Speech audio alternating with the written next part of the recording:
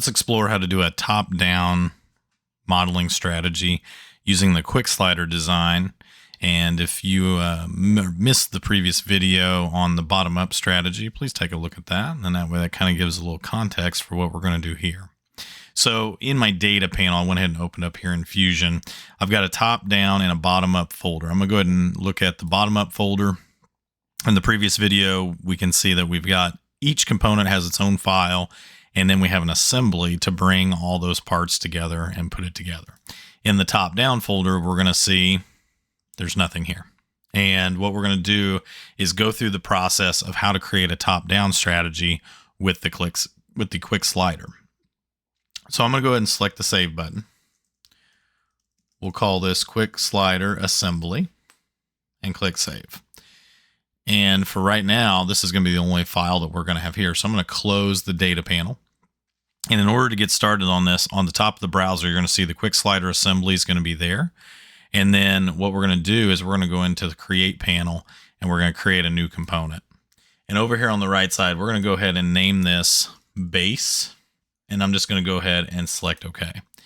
You're going to notice that the base component is going to show up right here. It's going to be grounded at the parent or grounded at the origin, and it's going to have this little radio button that says that it's an activated component. So that means anything that we create is going to belong to this component.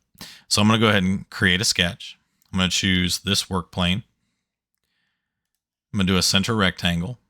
The design for the quick slider is going to be 2 inches by 5 inches. I'll go ahead and hit enter. And then go ahead and finish the sketch. I'm going to extrude, and it's going to be 0.75 tall. I'll select OK. I'm going to go into Modify and go down to Physical Material. And for this particular one, I'm going to go into the Wood folder, and I'll find Pine, drag and drop, and put that onto the quick slider. So this finishes up the base component here.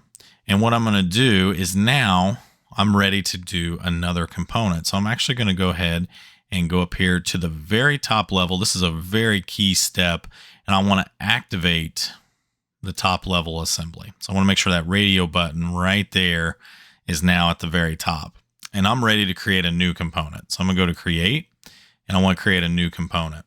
This one we're going to go ahead and call the End, and then I'll go ahead and select OK. Now, what'll happen is you're going to see down here, the end component, it shows up, and now it is active. So anything that we add to it is going to belong to there. Now I'm going to go ahead and select Create Sketch, but I don't want to choose the orange work planes. I actually want to select right here on the end of the base. I'm going to click on it. I'm going to go ahead and draw the profile for that, which is going to be, I'm going to go ahead and select from this bottom corner. And I'm going to do 2 inches by 2 inches to create a rectangle or a square. And then I'm going to go ahead and I'm going to draw a circle. I'm going to make sure it's right in the center. I'll see an X when I do that. And I'm going to go ahead and draw out like this. And I'm going to draw another circle right at the center, and it'll be 0.5. I'm going to go ahead and on this line, I'm going to right click and I'm going to go ahead and make it a construction line. And on the bottom, and then we'll be able to kind of pick on some of this other stuff. So I'm going to go ahead and say Finish. I'm going to extrude. I want to pick the circle, and I want to pick these 3 shapes. Make sure all of that is highlighted in blue. And we're going to go ahead and make sure that this is a 0.75 thickness as well.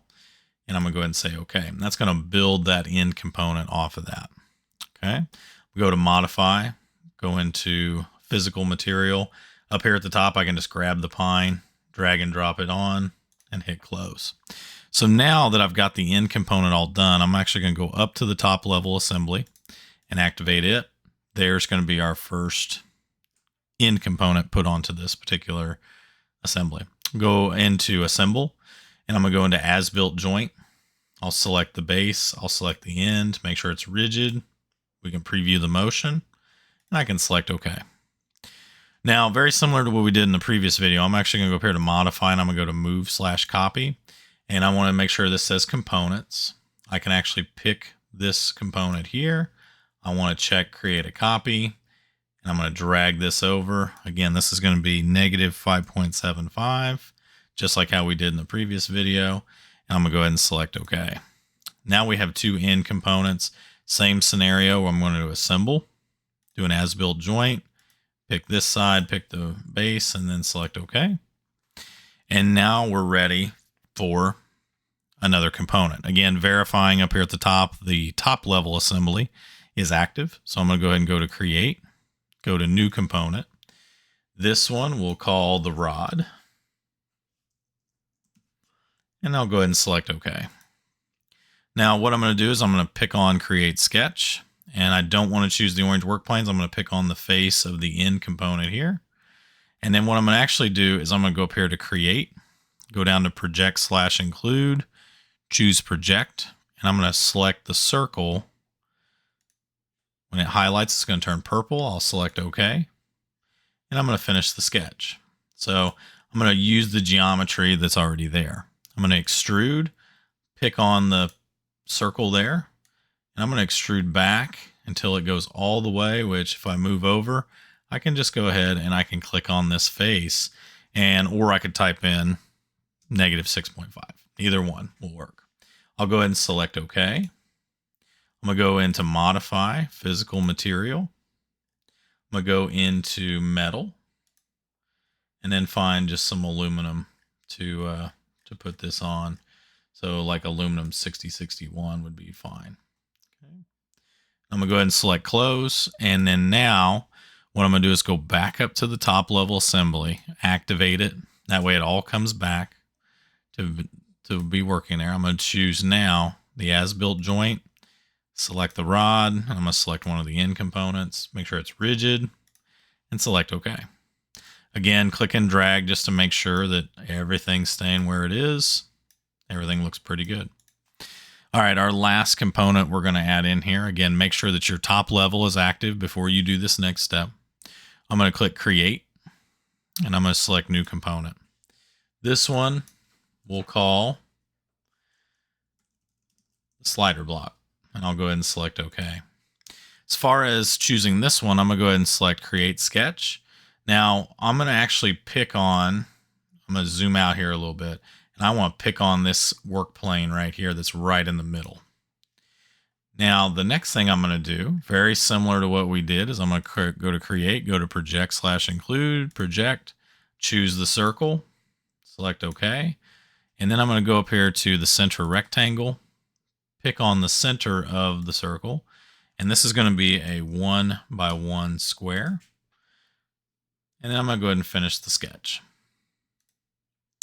All right, so here we see our sketch profile.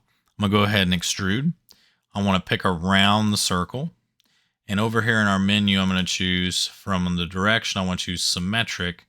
And I want to choose the whole length. And the whole length on this is going to be 1 inch overall. So I'm going to go ahead and change that there. So you'll see it's going to build out from the sketch, 0.5 on each side, a total of 1 inch overall. I'm going to go ahead and select OK. Then I can go to Modify, Physical Material, grab the aluminum, drop it on. And for this one, we're going to go ahead and I'm going to move back now to the top level assembly to activate it. So there's our slider block. I'm going to go ahead and choose under Assemble. I'm going to go ahead and choose the as-built joint. So I'm going to choose the slider block, and then I'm going to choose the rod, but instead of rigid, I want it to be cylindrical.